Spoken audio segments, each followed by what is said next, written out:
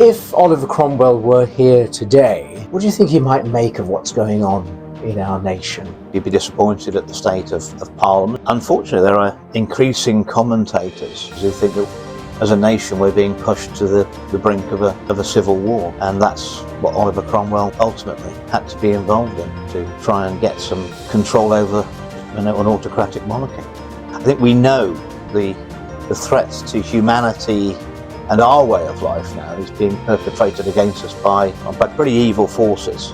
Governments or politicians, those in power, have forgotten that they are the servants of the people, they're not their masters. I think the people now are in fear of what they're sitting thinking, what is the government going to inflict upon us next? Not, oh, these are our servants who are our servant leaders who are there to make life better for us. And when the people are scared of the politicians, that is tyranny. But when the politicians are scared of the people, then that is liberty and democracy.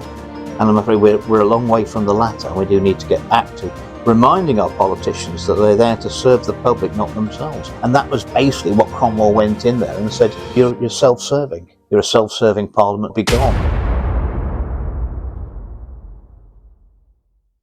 I'm delighted to be joined today by Andrew Bridgen, probably one of the best known and possibly most loved politicians in British politics. Andrew has stood for truth and for justice, for openness and honesty in a way that few others have done. I'm sure that you will find our conversation interesting, informative, and I hope it will be encouraging and inspirational as well. So Andrew, here we are. This is Huntingdon. It's the birthplace of Oliver Cromwell, who arguably had a very important part to play in our democracy. If Oliver Cromwell were here today, what do you think he might make of what's going on in our nation? I think he'd be very disappointed. I think he'd be disappointed at the state of Parliament. He's a man who had expressed his disappointment at Parliament a long time ago. Unfortunately, there are increasing commentators, well-informed commentators, who think that as a nation we're being pushed to the brink of a civil war, and that's what Oliver Cromwell ultimately had to be involved in, to try and get some control over an autocratic monarchy. I think we know the threats to humanity and our way of life now is being perpetrated against us by pretty evil forces. And I think in dealing with those forces, and I think we will deal with them collectively, we've got to be very careful we don't turn into them. Yes, yeah. Otherwise, what have we won? Yeah. Two things that stand out for me with Oliver Cromwell when I think about him are two quotes, and I think he said them both, although Richard Harris in the film Cromwell immortalized one. The first is, God, not man, is king. And that, of course, was crucially important in relation to Charles I and really the power of the state. And the second was, to Parliament, in the name of God, go. Be gone. When you think about those two, this idea that God, not man, is king, and that Parliament, if it cannot serve the needs and the interests of the people, should go, how do you think that might apply and work out in our world today? Well, I think that's where we are, Chan, and it's not just our Parliament. I honestly think that we need a whole new system of governance in the UK and in many parts of the world. The current system of governance has got us into the mess we're in. I don't think it's capable of getting us out of it. I think the system of governance we are in, or has been developed for us, it does not serve the people. It serves those it was set up to serve. I think we do need a complete change. I think the governments or politicians, those in power, have forgotten that they are the servants of the people, they're not their masters. And that has all been forgotten. And I think the people now are in fear of what they're sitting thinking, what is the government going to inflict upon us next? Not, oh, these are our servants who are our servant leaders who are there to make life better for us. And you know, I'm reminded of an old quote which I've used very often. I think it sums up the situation. You know, when the people are scared of the politicians, that is tyranny. But when the politicians are scared of the people, then that is liberty and democracy. And I'm afraid we're a long way from the latter. We do need to get back to reminding our politicians that they're there to serve the public, not themselves. And that was basically what Cromwell went in there and said, you're in 1640s and said, you're self-serving, you're a self-serving parliament. For all the good you are, be gone. What do you think, Andrew, has changed in Britain since 2020, which seems to have been a watershed in so many respects?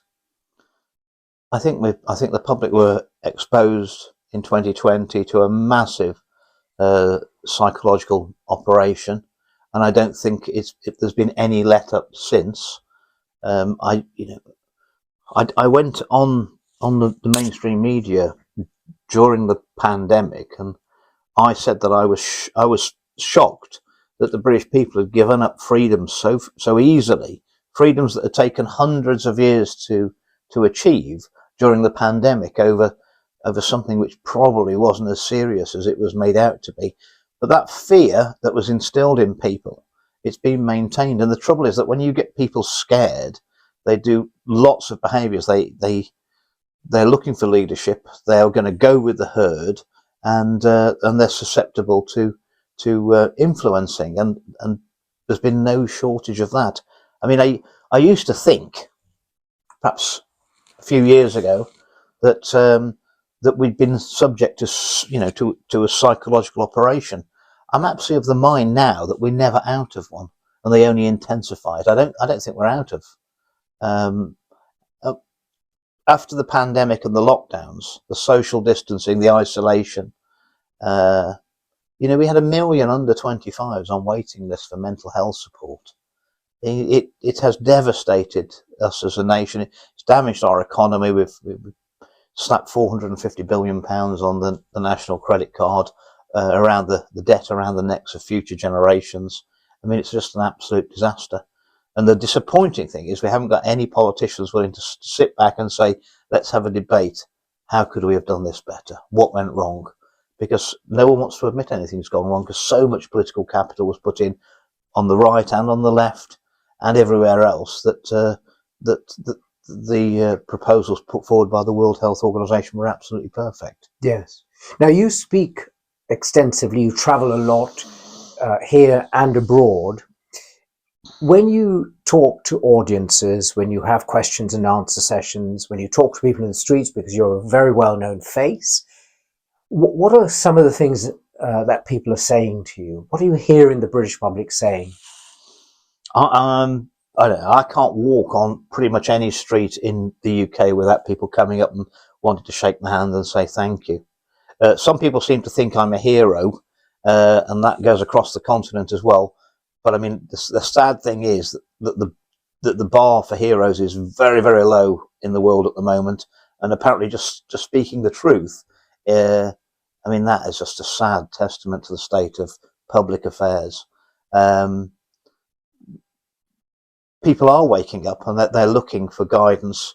A lot of people know there's something wrong but can't quite put their finger on it. And a lot of people don't want to talk about what they think's going wrong in our society, because they think they're feeling isolated and they think they're the only one in the street that's got those views, and that's not true. Increasingly, I mean, the vast majority of people now think there's something wrong with the COVID-19 vaccines. Obviously, it's not reported adequately in the mainstream media, but we're currently in a situation where 90% of doctors and nurses wouldn't take another booster, wouldn't even take this winter's flu vaccine, because last winter's flu vaccine had 27% negative efficacy, meaning everyone who took it was 27% more likely to get the flu or another respiratory infection. So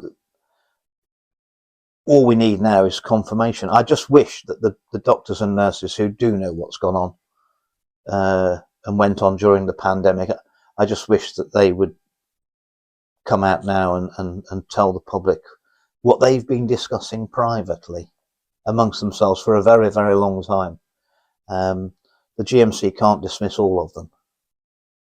Yeah, absolutely.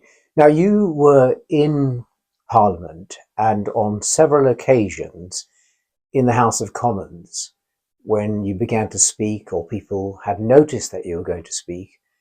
The chamber was emptied almost apart from those who statutorily had to be Yep. present. What was going on there? What did people say to you? Well, my colleagues in the House of Commons could not say that they didn't know that I was speaking. I'd run social media campaigns where I'd asked everyone to email if they thought the issue of excess deaths was important, and it's an issue that affected every constituency and every community up and down our land. I would have thought it was of concern. And my point was, okay, if we've had a pandemic where we've had excess deaths, if the weaker and the vulnerable had sadly passed before their time during a pandemic, if they might have in other circumstances have lived for another 6, 12, 18 months, if we had excess deaths during a pandemic, there has to be a time after the pandemic where we have less than expected deaths. But we didn't, Chan. We only had excess deaths. We kept having them.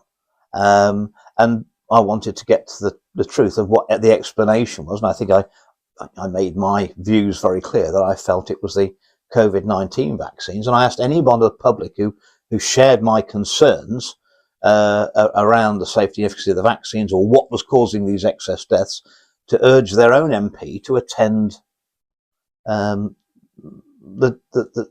debate I was leading in the House of Commons. And of course, I know that was one of the top issues that week in their inbox, or every MP's inbox. And so they couldn't say they didn't know about it. So they were deliberately avoiding confronting a debate. If you're not in the room, they can claim that they didn't hear my speech. They could claim they were busy doing something else. But I mean, it's basically they bottled out of it, and they would be under a lot of pressure from their whips to not attend, and claim that they didn't have foreknowledge. That is disingenuous, and it's a betrayal of their own electorate, and running away from the facts. And sadly, I'm aware that many colleagues shared my concerns, but for whatever reason, they were unwilling to question the policies of Big Pharma.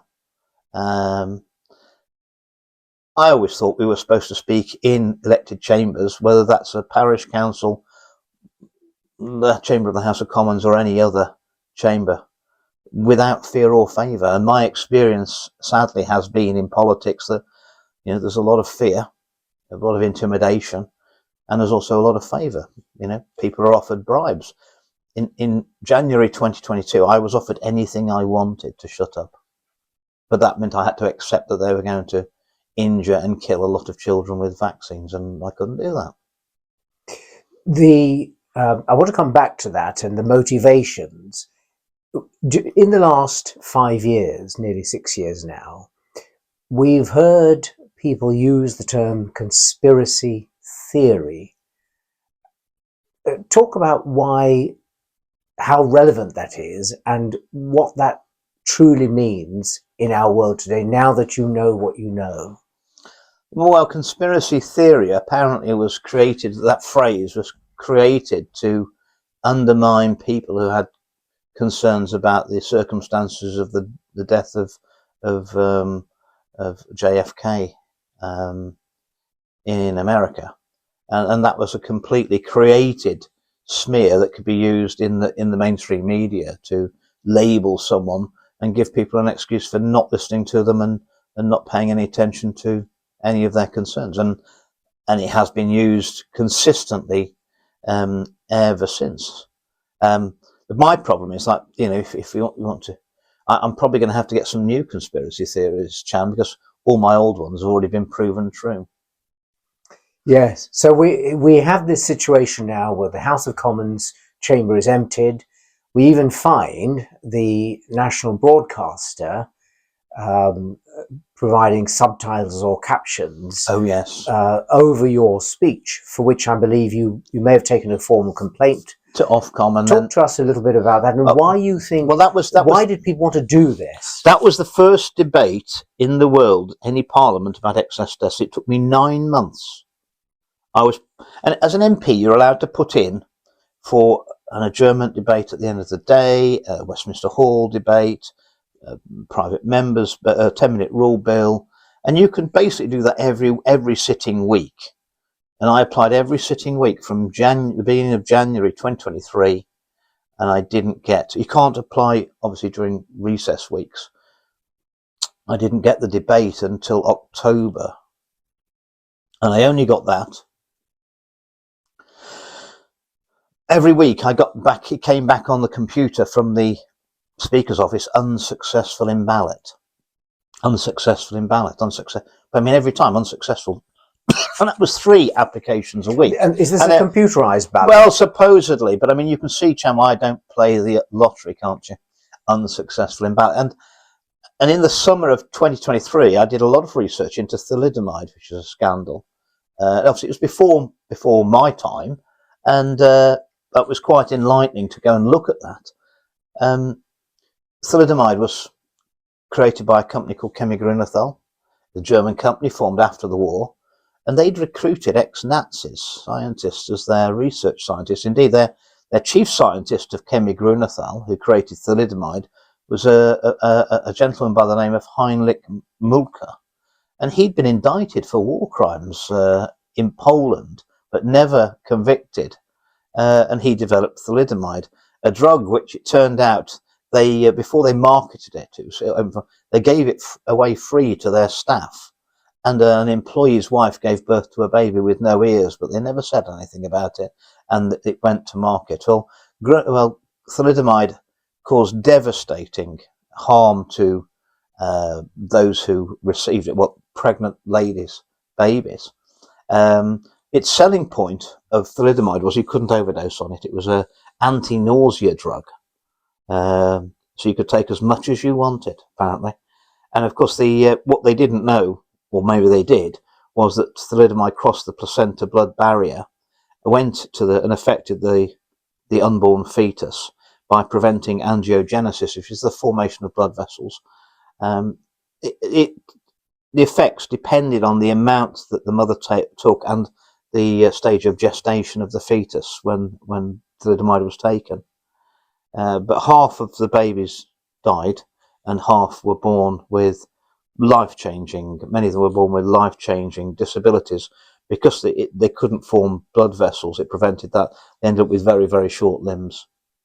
And it was withdrawn from the market in 1961 in Europe. But it was 1972 before the word thalidomide was ever allowed to be mentioned in the chamber of the House of Commons. An 11-year cover-up. Grünenthal also had injunctions on UK newspapers to prevent them running stories linking the birth defects to thalidomide, and that was overturned by the European Court of Justice in Strasbourg. And the ruling of those 3 judges, which the state is damning, and it said that consecutive speakers of the House of Commons had deliberately suppressed all debate and questions on thalidomide for 11 years. And I made this little documentary about all of this, and I sent it to Lindsay Hoyle, who's the Speaker of the House of Commons, at the end of summer recess 2023, with the note was, we wouldn't want history to repeat itself, would we, Lindsay?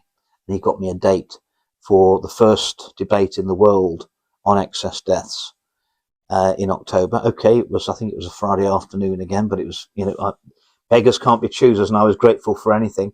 And of course, the chamber was completely empty. The BBC had obviously prepared a hit job on me. For the first time ever for a parliamentary speech, they put a ticker with subtitles for context, apparently, underneath. But they were talking about messages saying the MMR vaccine is safe for children, and I wasn't talking about any of that. I mean, anybody who had the sound turned down on my speech on the television would think I was talking about that, but no, I wasn't. Anyway, so that was unprecedented. It was obviously pre-planned. There were 9 messages they put out while I was speaking, which were ludicrous. It's never been done before. I made a complaint to Ofcom, and they upheld my complaint. And I got the nearest thing you're going to get to an apology from the BBC. And they've never done it again to anybody else.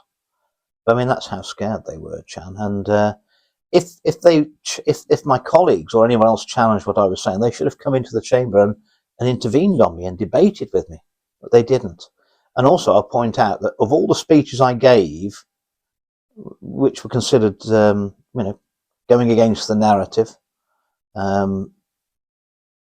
we have a rule in Parliament that you don't have to be in the chamber. If you read the Hansard record the next day and say that is incorrect, factually incorrect, you can write to the Speaker and he will force the member to come in at the first opportunity and put the record straight.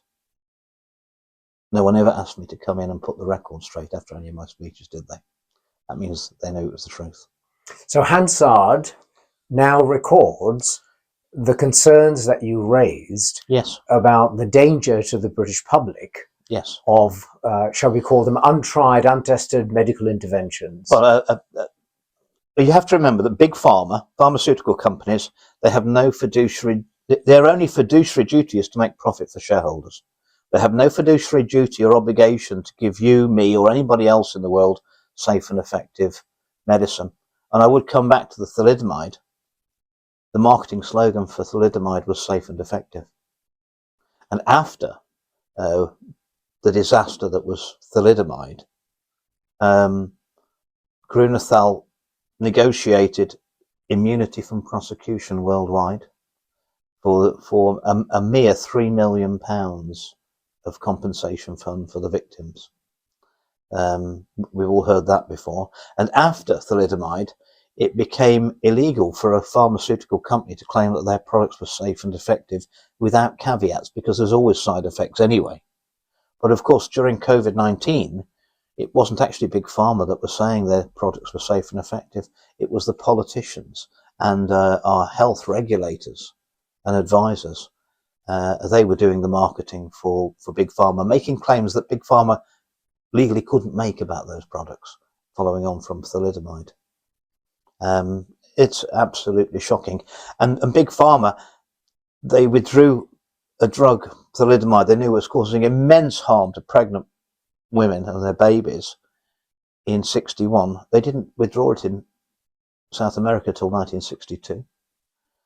And I've seen evidence of letters between Grunethal, Germany, to Grunethal, Madrid. And bear in mind that in 1961, 62, Spain was not a democracy. It was a dictatorship run under General Franco. And the letter says to the office of Grunethal in Madrid, if you don't choose to inform the doctors in Spain that we're withdrawing, we will stand with you. They knew exactly what that drug was doing. They were making money out of it. They carried on prescribing it in Spain until 1985. So when did they stop using thalidomide in the United Kingdom? 1961. 61. But we saw the effects of... there are still about 3,000 affected thalidomide victims alive in the UK today. And I can't imagine that their needs, as they approach retirement now, they will be at retirement age, they're only going to increase, aren't they? That's right. But there were tens of thousands, and worldwide it was enormous. They are still actually, they repurposed, as they often do with these drugs, they repurposed thalidomide as a treatment for leprosy. And in parts of the world, there are still, because they're obviously not supposed to prescribe it to pregnant women, there are still babies being born with thalidomide. Although Grunethal will try and claim that, or the manufacturers now try and claim that it's counterfeit thalidomide being used. I severely doubt that. So Andrew, when we talk about these issues, and people watching this video will see that it's a very grim story, because this is just one of many that you're concerned about, and we've talked about, and others are concerned about, things that seem like a direct assault on humanity, and here in the United Kingdom, on the people of this nation. What are your thoughts about how we can go forward, and how people watching this video can help to be part of the solution rather than just part of a depressing story that looks as though it may end in some kind of dystopian future? Well, maybe that is the outcome that some parties have in mind for us. I think we can do rather better than that, Jan. I think the human spirit is irrepressible. I think too many people know what's going on, and I'm hoping that the great British public, who are always slow to rise, will rise up and say no to the dystopian future. I mean, we haven't talked about so many things. You know, the digital ID is a trap, and it's always easier to avoid a trap than get out if we get in it. And I would ask people to think about the future. It's a one-way street. We're going to give governments huge powers over us, the power to effectively by linking it to our bank accounts and the central bank digital currency, every aspect of our lives. Would you trust this government with that sort of power over any individual? And bear in mind that we would not only be giving away our freedoms, we'll be giving away our children, our grandchildren, and generations of our nation yet unborn, because this is a one-way street. And I don't think that freedom is ours to give away for future generations. And even if you trusted this government, which I think is unlikely that many people do, you've got to bear in mind that you'd have to trust all the future governments, and we don't know who they're going to be and what their policies are going to be. Why would you ever give that sort of power for a bit of convenience or a bit of security? And as history shows, those who are willing to give up their freedom for apparent security and convenience, they get neither freedom nor security. And the only convenience is that the powers that be, our governments, will find it very easy to control us. And I'll just say on that, it's an existential threat to our freedom, but we can say no. And if you don't say no to digital ID, I worry you'll never be able to say no to the government ever again. And no's a very small word, but if millions and millions of us say it, it will resonate, even in the halls of those so-called self-proclaimed elites. And if we stand together and we stand united, we can reverse all of this. And really, when this nightmare is over, and it will be over, we can then build something rather better to ensure that we're never put back into this. Humanity is never put back into this situation ever again. Yes. Well, as you say, Andrew, there are a number of other things we need to talk about. The fact that it's been raining endlessly for much of 2026, and a number of other things. Because this has been quite a long video already, and I don't want to lose people, I think it'd be good to have this conversation on some of these other subjects again. Absolutely, it's been really good fun. You've got a great studio here as well. Thank you very much. Thank you for having me.